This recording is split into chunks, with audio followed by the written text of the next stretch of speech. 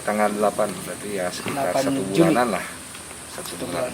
Nah, kalau ini kan dengan izin dulu pertama itu izin dari Bupati. Nah, izin Bupati di Jawa Barat itu baru ke Pandayan dari tanggal 8 Juni itu yang baru buka itu ke Pandayan. Kalau yang lain kan sekitar tanggal 26 lah kurang lebih ya kemarin ya. 26 Juni baru Dilihat ini daripada masyarakat semua wisatawan, banyaknya wisatawan lokal atau wisatawan luar ini? lokal. Didominasi lah sekitar 70% dari lokal. Tapi ada ini nggak, penurunan nggak? Mungkin hari-hari Jauh lah. kalau biasa jauh ya. Berapa persen Om? Kalau penurunan dari awal itu dari sebelum rapid itu, karena kan emang imbasnya itu dari Januari itu udah ada imbas. Dari Januari udah ada imbas. Hanya Imlek aja yang ramai. Dari Januari sampai itu udah jauh, sekitar 50%, 60% turunnya itu ya. Baru hari kemarin mulai mendekati naik lagi kemarin. Sudah mencapai 50% yang itu belum? Udah ya. Kalau kemarin dari tanggal 8 sampai kemarin baru puncaknya. Kalau biasa cuma berapa gitu lokal, rata-rata Bandung, Garut, Tasik, udah aja sekitaran itu. Banyaknya yang apa Om di sini, yang camping atau yang kalau hari biasa Senin sampai Jumat yang hiking. Camping itu dari Sabtu Minggu lah rata-rata, Sabtu hari Jumat atau Sabtu. Nah kan untuk menjawab publik nih, katanya kan banyak yang bilang itu kalau wisata Papandayan itu katanya wisata termahal atau tiket termahal gitu. Itu gimana tuh Om sebetulnya? Kan rame-rame di medsos nih Om. Betul.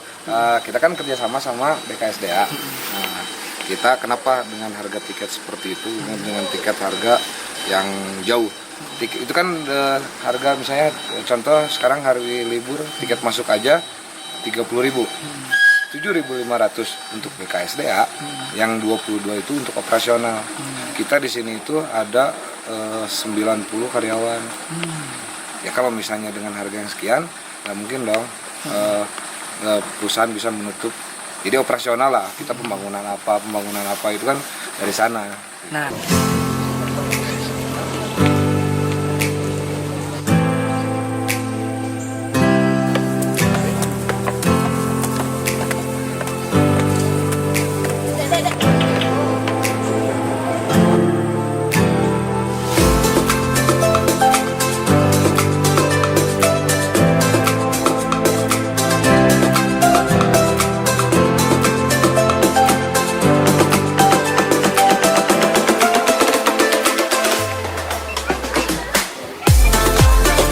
itulah pemirsa, ketika kita akan memasuki di kawasan Papandayan ini, semua tempat-tempat objek wisata itu sudah disiapkan alat pengukur suhu tubuh, berikut dengan untuk pencuci tangan seperti ini. Jadi untuk protokol kesehatan kita akan cari tahu atau bagaimana, apakah sudah terpenuhi semuanya. Tapi di sana itu sudah terdapat juga himbauan-himbauan, jadi harus dipatuhi melalui protokol kesehatan. Yuk kita lihat lagi ke dalam seperti apa dan bagaimana objek wisata Papandayan ini pasca new normal untuk diketahui oleh banyak wisatawan. Jadi ternyata aman atau mungkin harus ada perbaikan seperti itu.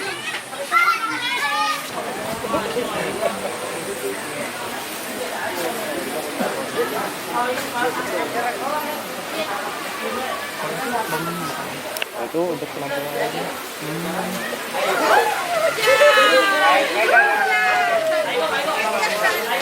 Minta sekesi Ibu.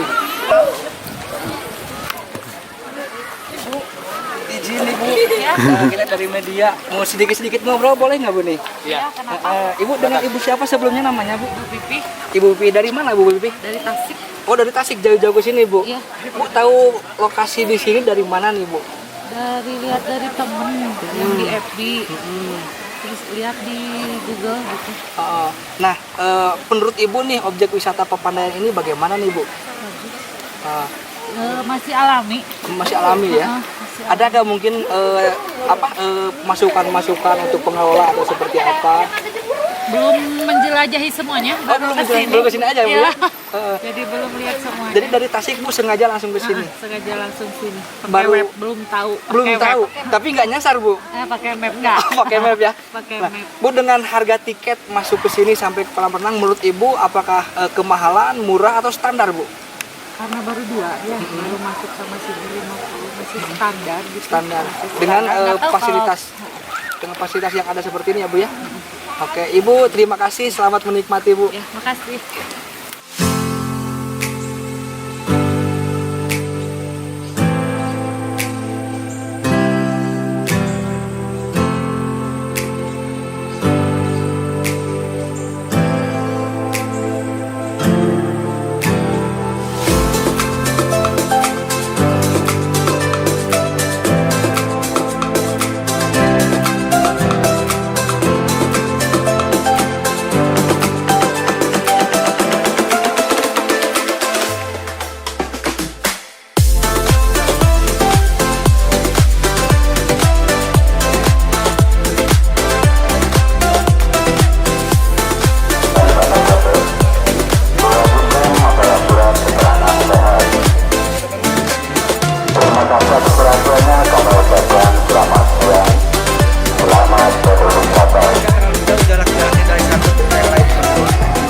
Kalau kan yang males jalan nih mungkin orang tua atau ibu pengen naik ke atas nih. Di sini disediain fasilitas kendaraan nggak atau mungkin ada semacam ojek atau bagaimana? Betul, kebetulan kita juga di sini ada transportasi juga untuk warawiri.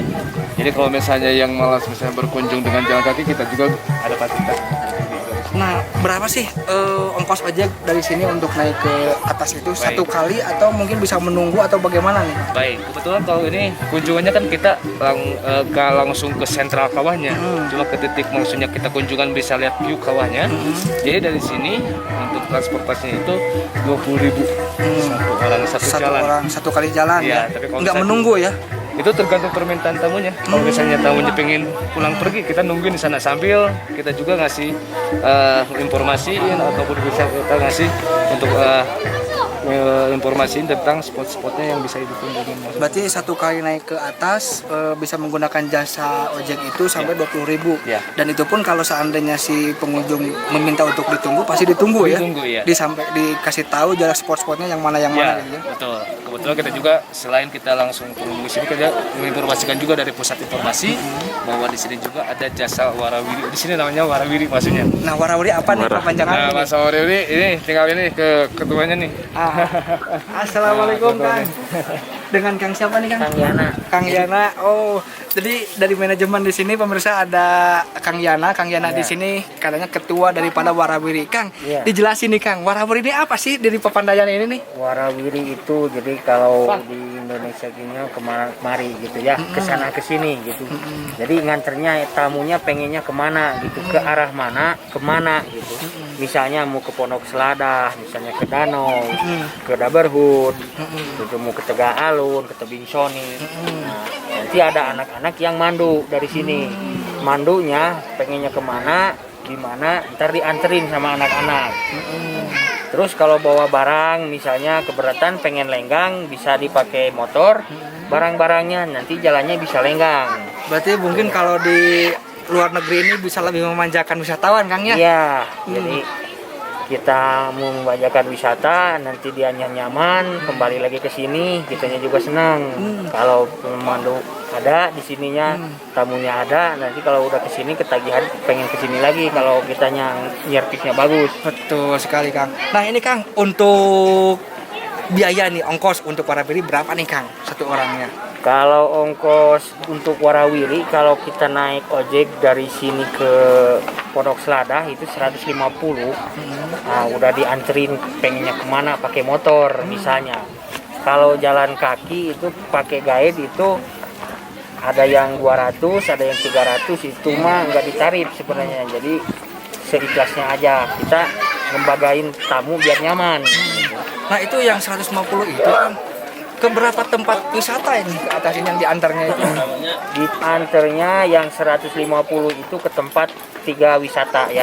Di antaranya? Di apa aja, antaranya ada Pondok Seladah, ada Hutan Mati, ada Daberhut, nah, ada pos 7 yang mau arah ke danau. Gitu. Jadi gimana tamunya permintaannya. Gitu. Kang? Kalau Brotherhood nih objek wisata apa nih Kang? Kalau buat di Daberhut, kalau camping di sana, sunrise bisa langsung buka tenda, bisa sunrise langsung. Berarti mungkin kalau para inspirator bisa ke sana ya mencari inspirasinya di sana. Iya. Oke, siap. Terima kasih Kang Yana ya. Iya. Oke, Kang Yana, terima kasih banyak. Itulah pemirsa. Jadi ternyata ada kabar objek wisata Papandayan ini mahal. Jadi bukan mahal ya, tetapi kita lebih memanjakan wisatawan yang datang ke tempat wisata Papandayan. Di pasca new normal di sini tempat kolam renang pun baru kemarin dibuka ya karena mengikuti protokol kesehatan. Untuk yang lain-lain sudah dibuka dari tanggal 8. Jadi kepada para warga atau wisatawan yang ingin berwisata ke wisata Papandayan Kabupaten Garut cukup lumayan luar biasa untuk view-nya, untuk berselfie-nya, untuk berfotonya, dan mungkin kalau dihitung itu bisa lebih murah daripada wisata-wisata yang lain.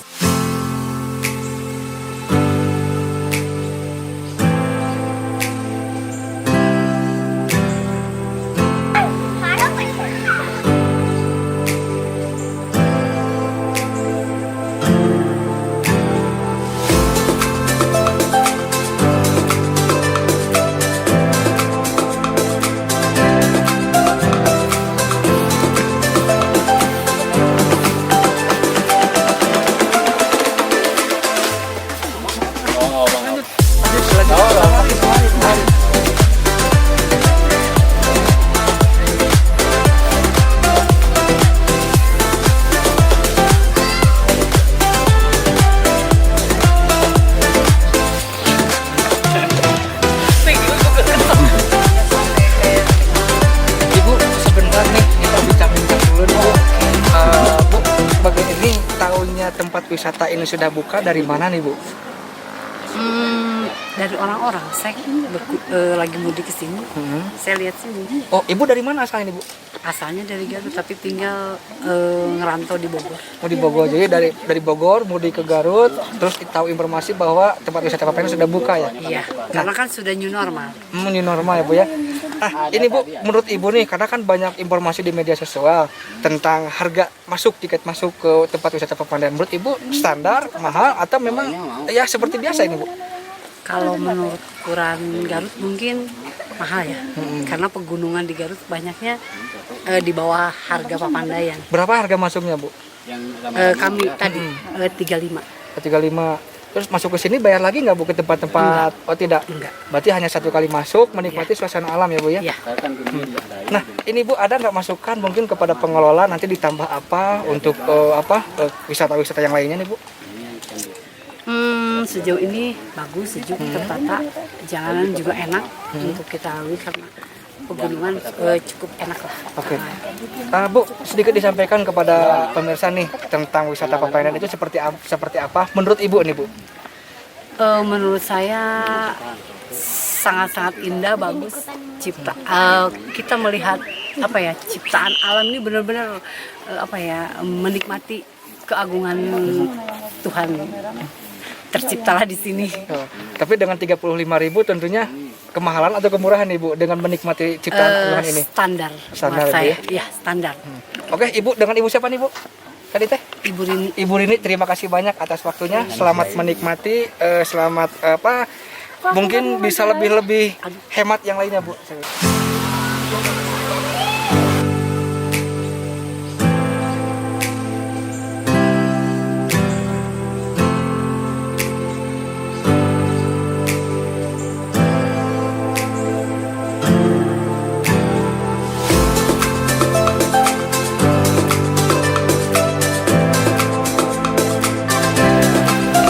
Pak Dedi, mohon maaf diganggu nih. Kita tadi habis keliling-keliling di tempat wisata Papandayan. Nah, cuman tadi itu kan kita suka melihat dari perkembangan media sosial juga gitu. Banyak sekali kabar yang beredar katanya kalau wisata ke Papandayan itu mahal katanya, Pak. Nah, bisa sedikit dijelaskan mungkin seperti apa sih yang dimaksud mahal itu? Apakah memang itu hanya kabar-kabar hoax atau seperti apa ini, Pak? Ya intinya itu dalam artian itu hoax ya, karena itu hal-hal yang sudah lama menjadi isu waktu pada saat kita pembukaan di 2016 ya. Karena memang wajar pada saat pembukaan di 2016 orang menganggap mahal karena ada masa transisi dari pemerintah ke swasta ya. Kalau untuk saat ini syukur alhamdulillah pengunjung kita tidak ada yang merasa mahal atau dengan harga 20.000 di weekday, 30.000 di weekend itu cukup murah saya rasa untuk bisa menikmati seluruh objek di Papandayan ini. Nah itu Pak, namun kan ada beberapa tempat wisata yang kembali harus bayar tiket kembali nih Pak. Seperti contoh tadi kolam renang atau tempat-tempat yang lain. Nah itu apakah sudah termasuk dengan tiket masuk dari bawah atau memang berbeda itu Pak? Gimana Pak? Ya di Papandayan, TWA Papandayan ini khususnya, itu untuk tiket yang ada di pintu gerbang itu adalah tiket kawasan. Jadi tiket kawasan itu kita bisa menikmati air terjun, hutan mati, kawah, buper dan lain-lain. Yang ada penambahan di sini hanyalah fasilitas kolam renang ya, karena memang itu untuk operasional dan investasinya cukup besar, makanya di situ dia ada penambahan untuk memasuki area kolam renang itu aja. Nah ini Pak ada targetan nih Pak setiap bulannya, mungkin kita ke belakang nih, flashback ke belakang, karena ini ada kerjasama dengan BKSDA mungkin Pak ya, seperti itu. Ada nggak targetan kita harus mencapai target sekian nih Pak untuk ke BKSDA atau dengan PAD mungkin Pak seperti itu? Ya kita garis bawain dulu bahwasanya kita tidak ada kerjasama di sini ya, dalam artian dengan BKSDA. Kita di sini sebagai pengelola ya, dia pengelola dari Kementerian Kehutanan LHK ya. BKSDA adalah sebagai mitra kita untuk memantau operasional di lapangan seperti itu gitu. Jadi bukan ada target dari pemerintah atau dari BKSDA, itu tidak ada gitu. Jadi ini pure swasta ya Pak ya? Ya swasta, kita diberikan izin pengelolaan selama 55 tahun. 55 tahun. Nah Pak, sedikit mungkin dijelaskan kan ada tambahan-tambahan nih tempat wisata di Papandayan ini. Bisa sedikit mungkin dirinci Pak, apa saja sih yang ada sekarang di Papandayan ini Pak? Ya, kalau untuk pengunjung yang ingin menikmati wisata alam di Papandayan, itu kita memberikan informasi bahwasanya di sini objek yang bisa dinikmatin dari mulai pagi hari adalah sunrise, ya, sunrise, kawah, hutan mati, danau, padang Edelweiss, dan ada beberapa spot-spot selfie yang ada di Buper, khususnya di dekat area kolam renang terapi air panas. Ada tambahan nih Pak untuk nanti, apakah akan dibangun lagi apa untuk wisata-wisatanya Pak? Ya, kita masih punya rencana untuk kedepannya kita akan membangun arena bermain untuk anak-anak seperti itu ya, semua arena bermain untuk anak-anak dan arena petualang untuk para pencinta alam. Nah pasca new normal nih Pak, sejak kapan dibukanya, dan kolam renang juga sejak kapan dibukanya nih Pak pasca new normal? Kalau untuk pembukaan Papandayan sesuai surat edaran dari pemerintah kabupaten bahwasanya kita mulai buka di tanggal 8 Juni ya. Dan untuk di kolam renangnya itu kita baru buka ini hari kedua. Hari kedua. Ya. Pengunjungnya Pak gimana nih Pak? Karena kan takut ada COVID-19 atau bagaimana, ke pengunjungnya gimana nih Pak saat ini? Intinya di sini kita sesuai dengan standar protokol kesehatan, bahwasanya mulai dari pintu masuk memang sudah kita wajibkan pengunjung memakai masker dan protokol kesehatan seperti pengukur suhu tubuh dan cuci tangan yang kita siapkan, semua itu sebagai salah satu untuk pencegahan penyebaran COVID-19 dan himbauan-himbauan dari pusat informasi kita terkait pengunjung yang tidak memakai masker atau pengunjung yang berkerumun seperti itu. Oke, siap. Terima kasih Bapak pengelola atas informasinya. Jadi itulah pemirsa, apa yang disampaikan, apa yang diinformasikan di media sosial itu belum tentu ada kebenarannya valid.